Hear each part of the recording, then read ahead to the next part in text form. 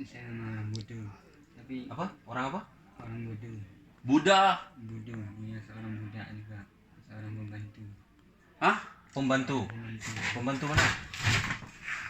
Seorang pembantu di rumah. Kan ini saya sekarang. You faham saya tak you cakap saya tak faham lah. Kau cakap satu-satu. Saya seorang pembantu. Pembantu rumah ke kedai ke apa? Membantu. Yalah, pembantu rumah ke kedai? Saya membantu. Kau bantu orang ke apa ni? Nak buat kerja ni? Bukan ikut orang. Betul? Mula-mula saya belajar dekat buku Ibrahim itulah. Buku apa? Tentang sejarah. Sejarah apa? Sejarah Ibrahim. Sejarah Ibrahim. Apa maksud, apa je cerita sejarah Ibrahim? Tentang itulah. Tentang apa?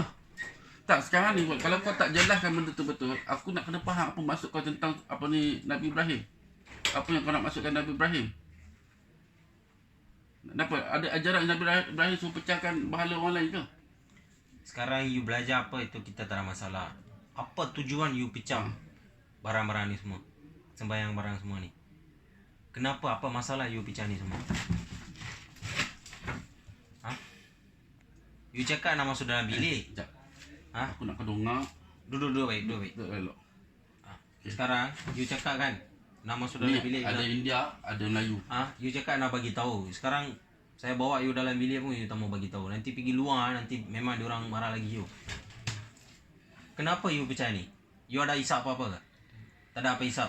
Ada minum. Ada siapa suruh buat? Ada siapa suruh buat?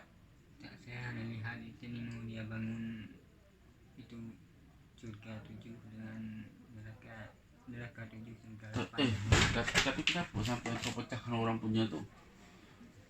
Sebab saya tak tahan lagi. Apa yang kau tak tahan?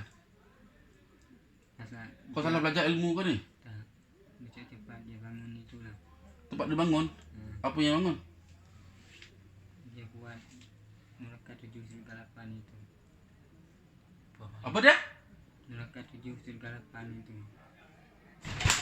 Jangan. Apa bang? Apa bang?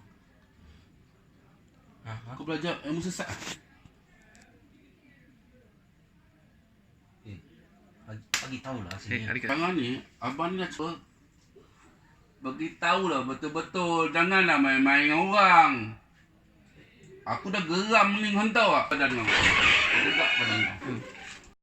Kau nak sembang buat agama dengan aku, insyaAllah aku boleh jawab dengan kau. Apa yang kau nak tahu sangat pasal? Sebab tu aku nak tahu sebab apa kau. Siapa nak bayar tu semua? Saya cakap dengan you lah, jangan bagi saya marah. Dari sana sampai sekarang saya terpukul you. You pun tahu kan? Tadi itu orang pukul pun saya halang dia. Tak payah pukul. Saya percaya you. Tapi kenapa you tambah buka mulut? Ha?